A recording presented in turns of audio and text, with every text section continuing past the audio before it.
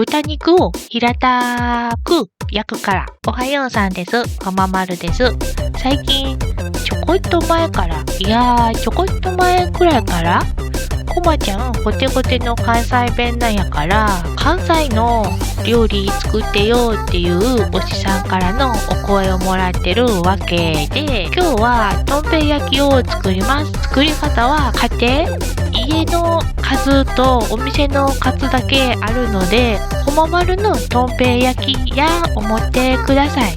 ほな用意するもの、豚こま肉 200g、ニラ 30g、キャベツ 100g、人参 30g、卵3個、日本酒 10g、お塩適量、胡椒適量、食用油 21g、中濃ソース適量、鰹節適量、青のり適量、マヨネーズ適量、以上です。まず下準備としてキャベツを切り、人参を短冊切り、ニラを3センチぐらいの幅で切っておきます。材料めっちゃ多いので少し気遅れしてしまうかもしれへんけど大丈夫。これ2人分で完食できちゃう量です。焦らんでいきましょう。こままるチャンネル。ボウルに卵をすべて割り溶きほぐしておきます。フライパンに油 7g を入れ、中火にし、豚肉をできるだけ開いて焼きます。一回片面を焼いてちょこっと焼き目がついたらひっくり返して、もう片面を焼き、同じく焼き目をつけたらお酒を入れ2分ほど炒めます。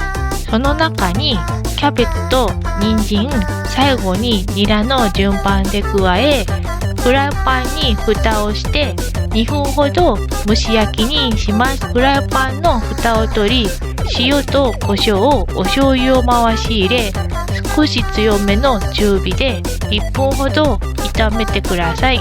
お野菜がくたっとなったら1回お皿に取り出しておきます。